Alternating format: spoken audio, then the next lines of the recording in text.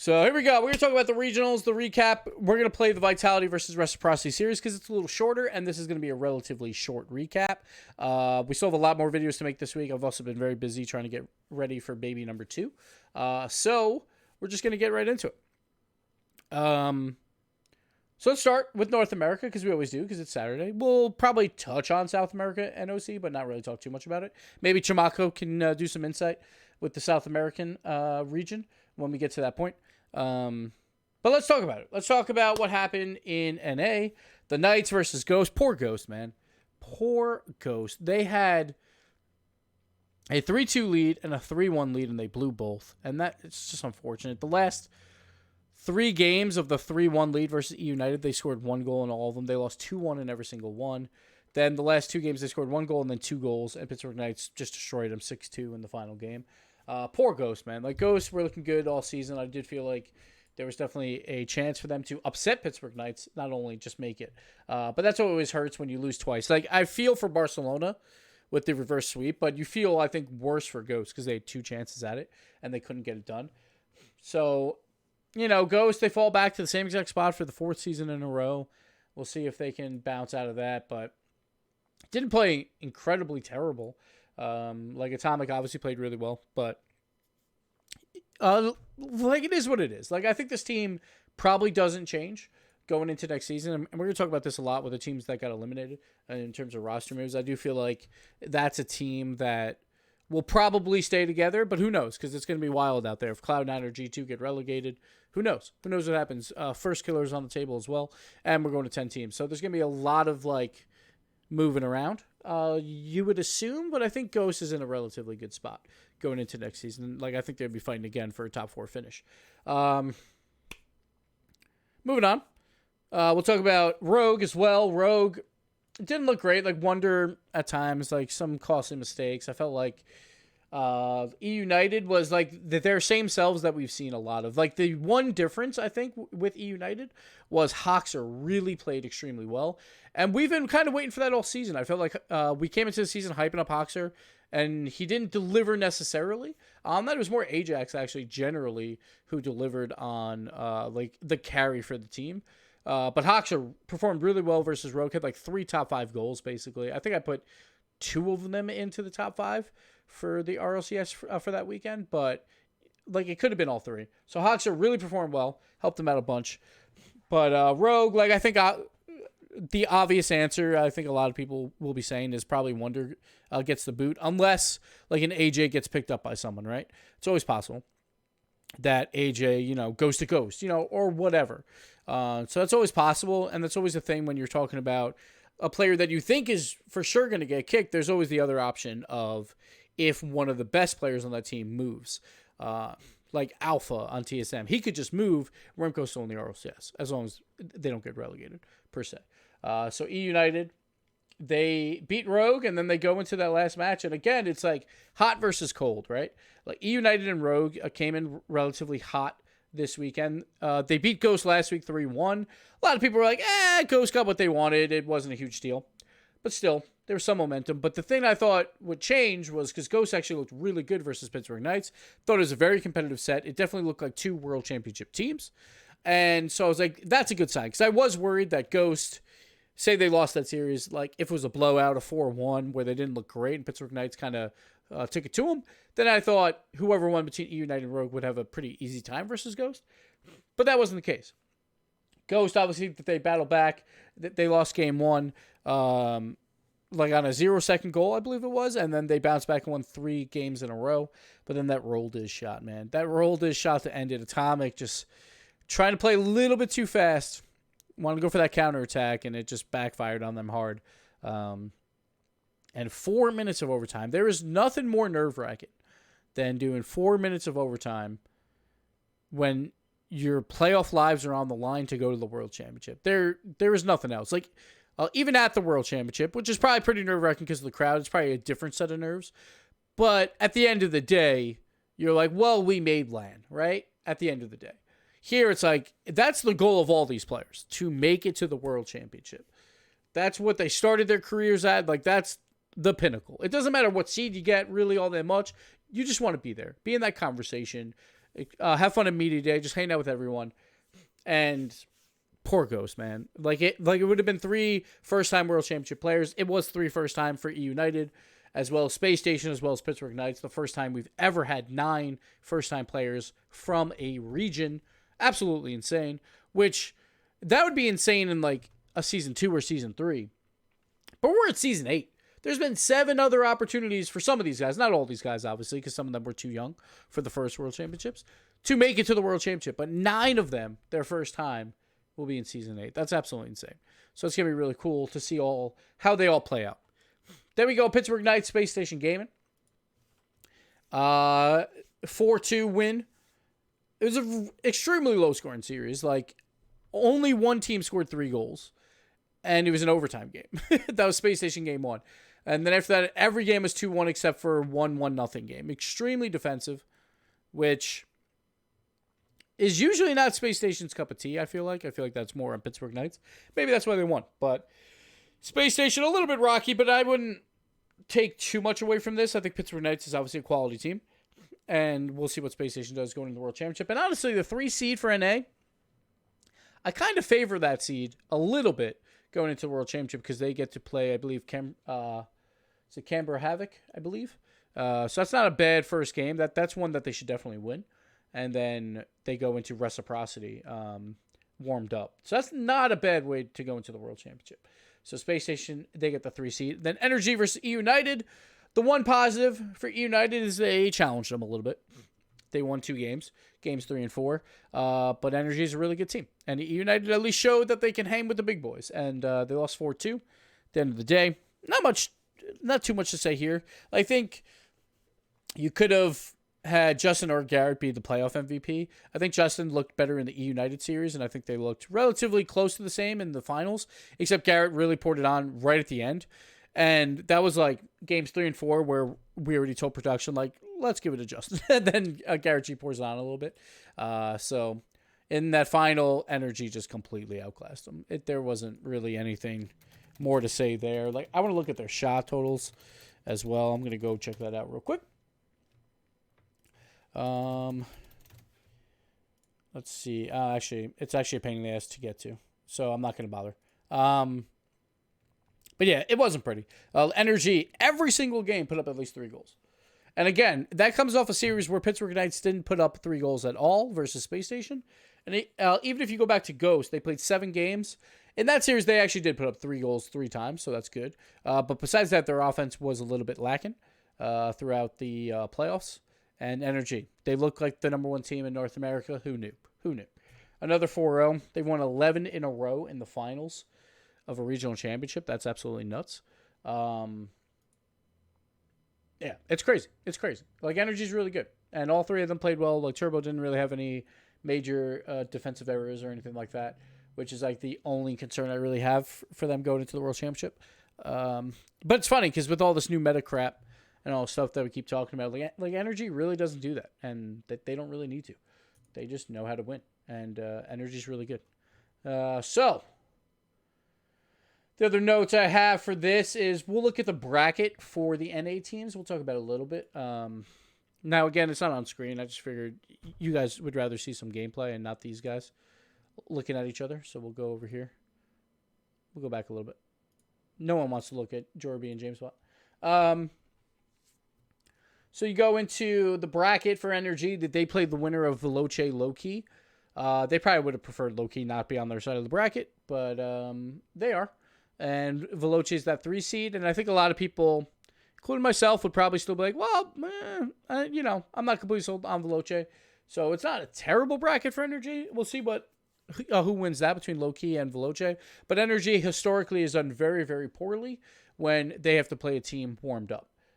So we'll see how that fares for them. And then E United gets Renegades. I think that could be a very juicy matchup. I have to watch a little bit more of Renegades before I predict on that. Whoever wins that gets to play Vitality. That's not a great bracket for E United personally. You get the number 1 OC and Vitality, the world champs. That's not too favorable for them. And then of course if they lose, they have to play the other loser of that 3 and the 2 losers from the Energy side of the bracket to try and make it to Worlds, or to try and make it to day 3. It's not great for them. Space Station, I think, is lined up pretty well. Canberra Havoc, they play first, and then they get Reciprocity. That's not terrible for them. Obviously, they're playing the number 1 seed from Europe, but warmed up, that's not terrible.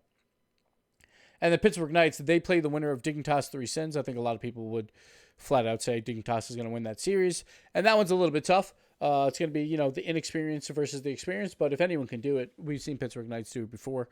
So that should be a really juicy matchup if that happens in the winter semis. Moving on, we'll go over to the European side really quick.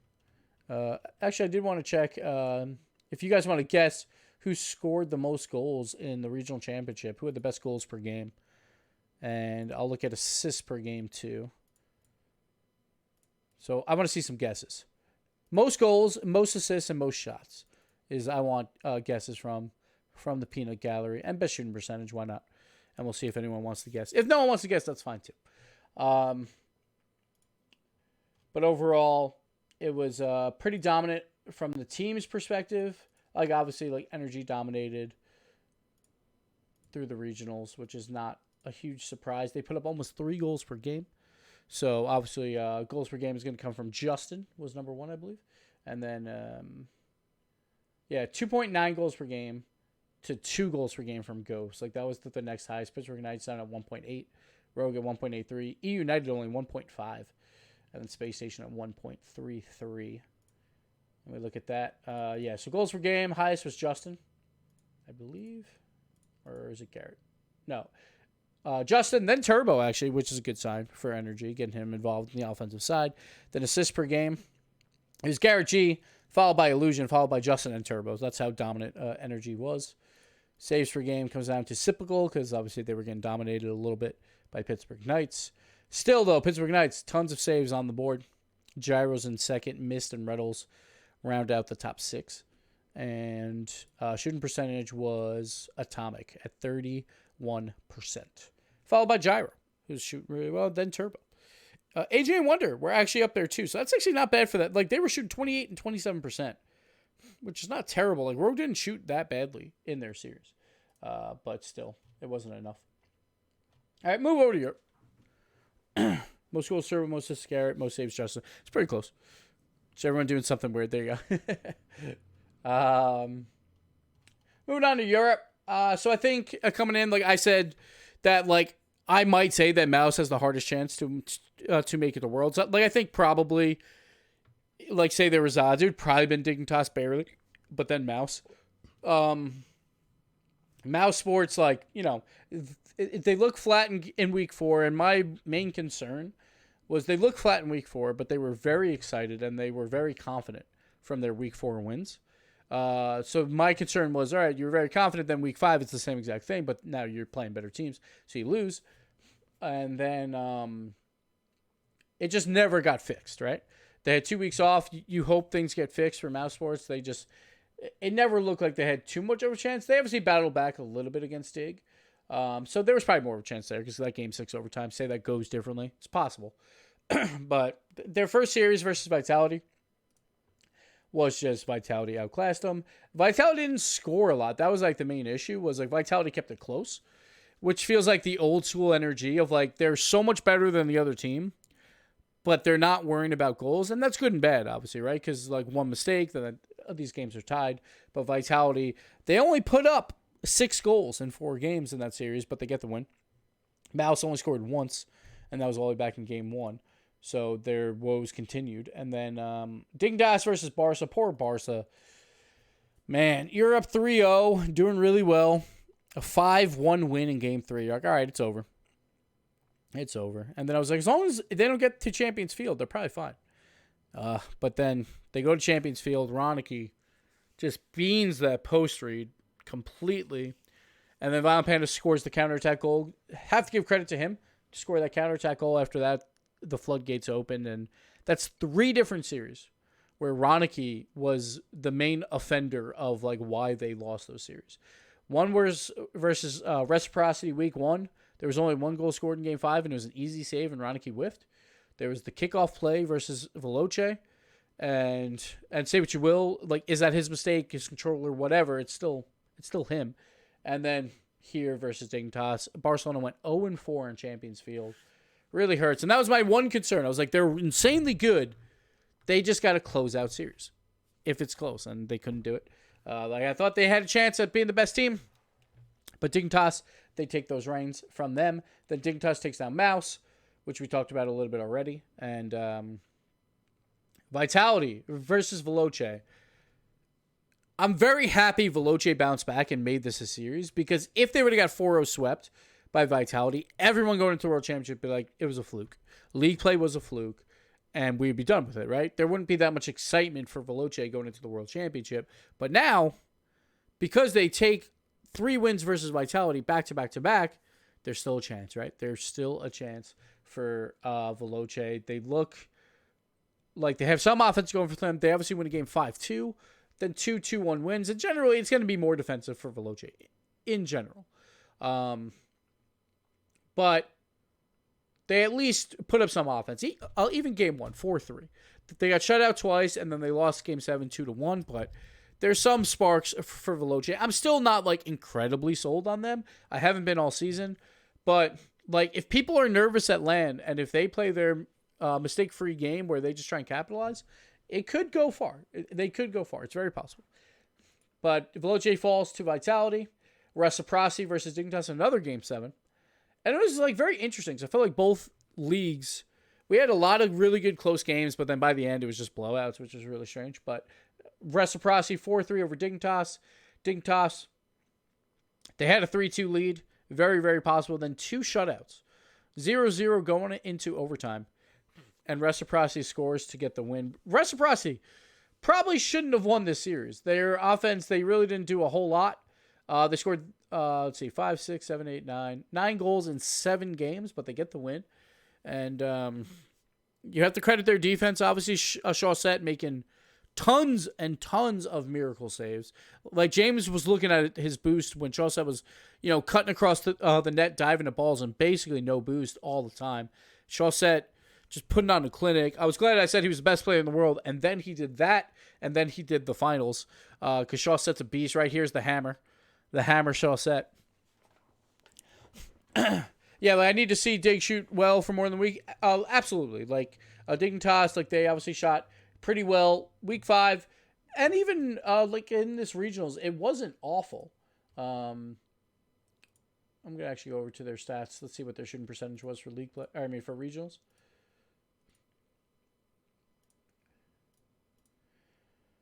It was only 19%, so I guess it wasn't as good as I thought. Oh, wait, no, I'm sorry. That's for everything. They shot 21%. They actually shot the best of all of Europe in the regional championships at 21%, which is insane.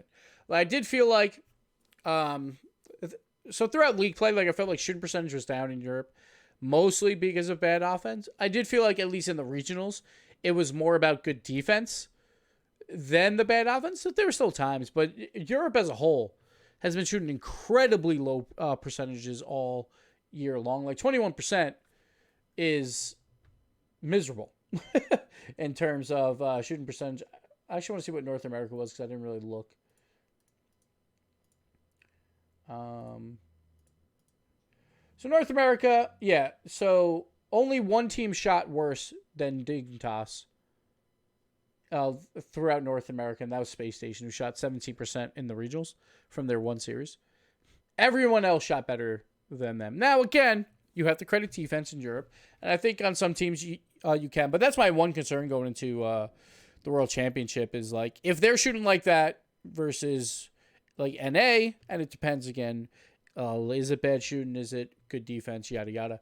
But, like, I worry that could be a falter or something that could be very, very bad for them. But we'll have to see. We'll have to see if it was good defense or just bad shooting by Europe when we get to the World Championship. Going back over, so Reciprocity, did they get that win? They go on to the finals, and I don't think anyone expected a 4-0 sweep on Vitality. Because that's after Vitality in, week 3? Dominated them. Or week 4, I'm sorry. Dominated Reciprocity. They won 2-0, 4-1, 1-0. So 3 incredibly one-sided games, and obviously Reciprocity, they only scored 1 goal. But Chaussette had some other things to say about that, as we've seen throughout the series, where he just decided to either score everything or then go for demo plays and go for double bumps and do insane shit as well. There was a couple plays, obviously, Fair and Fruity were more the mainstays for it, but generally Shawsett was everywhere on the field. It felt like old school J-Naps back at E-League and DreamHack of 2018, the 2017 to 2018, where J-Naps was everywhere on the field. That's what it kind of felt like.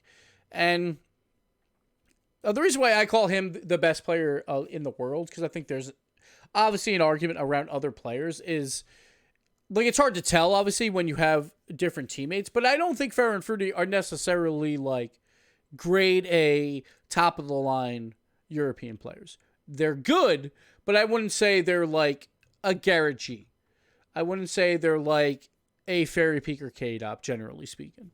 So I think like that's why I would put him as number one, just because I think his teammates are slightly weaker than maybe the other alternatives for best in the world, like Justin or Scrub Killa or K-Dop or whatever you want to call it, or Garrett G. So that's why I would say like Shawsett might have that. Now, Farrell, I felt like played amazing all season. Like I feel like it's great because like last season, a lot of it was based on his shooting. This season, a lot of demo plays from him, which I really, really do appreciate. He's doing really well. And Fruity's kind of been like that guy that I feel like he's just doing his job. Fruity is doing his job and is doing it well. Because we're not talking a ton about Fruity in general, I feel like, this season. And I feel like because there's not a ton of mistakes, except for the own goal that I think was last series. But not a ton of mistakes. And just does what he needs to do on this team. Now, like, is that enough? And I think it is at times. But the problem is that every time that Reciprocity looks like the best team in the world, Shawsett looks like the best player in the world by far. And that, I feel like, has to change at least slightly for them to win a world championship. Like, you can't bank on just Shawsett, like, having to be the best player in the world by far to win a world championship. You want a little bit of a mixture when Shawsett's a little bit off. And we saw that a little bit during league play. Like, Shawsett didn't have the greatest of seasons. But I need to see it in, like, a big-time moment. So we'll see what happens with them. But they look very strong going into the world championship. Get very favorable seeding. Probably playing Space Station in their round. And we'll go back over to the bracket for that. So the World Championship bracket for them. Again, top two seeds from Europe, they get buys. So Vitality, they have E United and Renegades on their side. I feel like that's pretty winnable for Vitality based on the recent experience of Renegades at LANs in general. Now, obviously, they're a new team, a new player on their team, but still, I think that's fairly winnable. And if E United do upset Renegades, or I'm not sure if that's an upset yet, but like E United is 3 completely brand new players.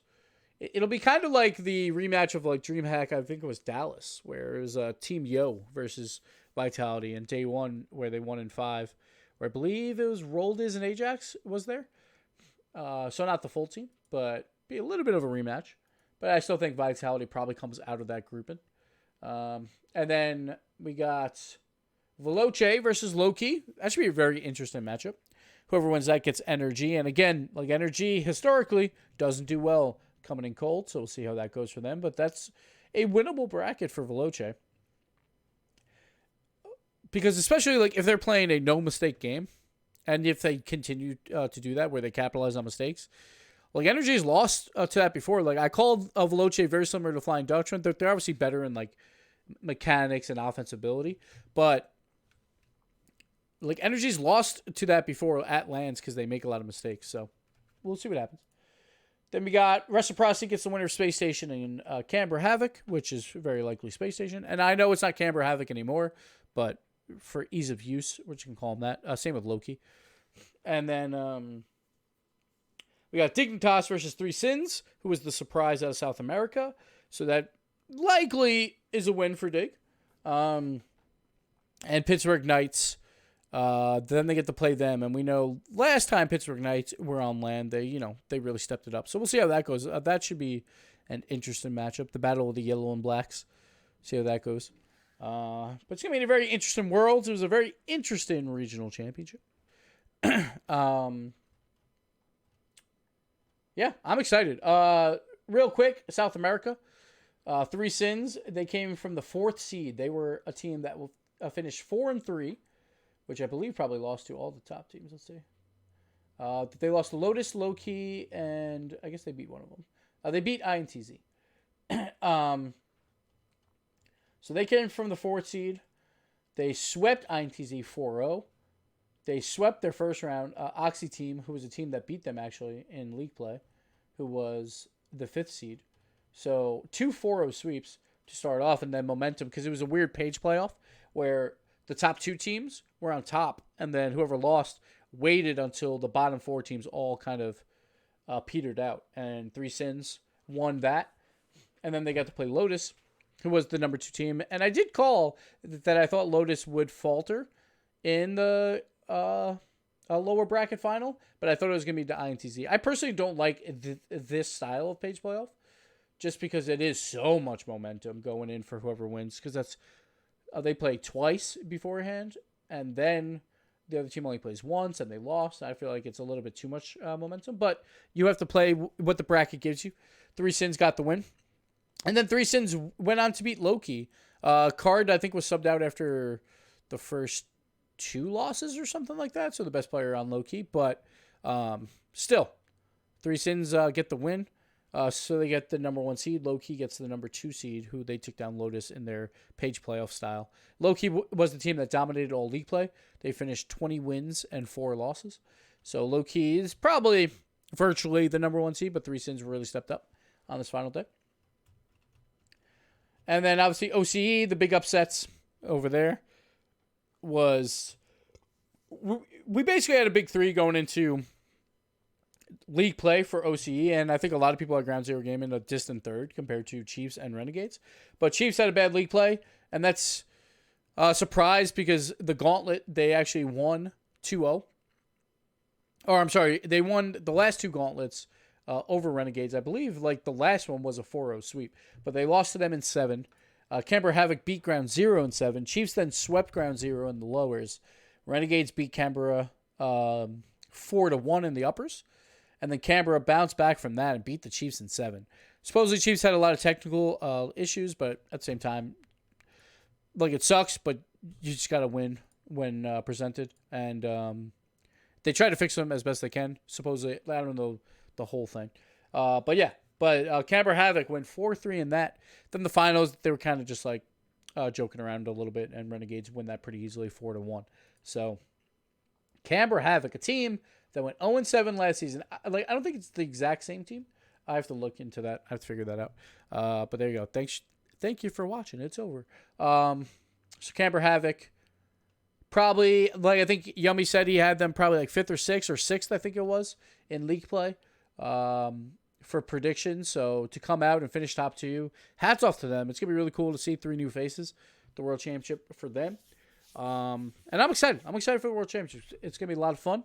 A lot of newcomers. I believe it's 17 of 32 are first-timers, which is nuts. That's insane. And that's more than last season that had, I believe, half the field. But that's also because Sam was brand new. Sam was, like, guaranteed all their players were brand new. So it just shows how insane it was this season. So it's going to be really fun to see. And I think going into it, favorites have to be, like, probably Energy, Vitality, and Rec. Out there, Pittsburgh Knights up there as well. But it does feel like this one's a little bit more open. Like, if these teams that are brand new to the World Championship, like, they're going to have nerves. The other teams should have pretty distinct advantages over them. The only one you might consider not as much of a disadvantage is Pittsburgh Knights. But that opens the door for, like, Energy. That opens the door for Vitality and Rec, and maybe a Dignitas. And Veloce, I guess, maybe, but not really. Like, I would probably put Dignitas ahead of them. So it opens that door, which also means that if Energy doesn't win when it seems like it's a little bit easier, it's going to be rough. It's going to be rough. But again, if they lose to Vitality or Rec, you can't really fault them all that much. But yeah, that's going to do it for our regional playoff recap. I hope everyone enjoyed. And we'll be back with predictions for the Rival Series playoff and then predictions for promotion tournament throughout these weeks. Soon we'll probably be in no man's land and not doing too much anymore because baby number 2 is due in 8 days now. Yeah, in 8 days. So very exciting times ahead, but it'll probably be a little bit less content coming out. So hope you guys enjoyed it, and we'll see you guys next time. Bye.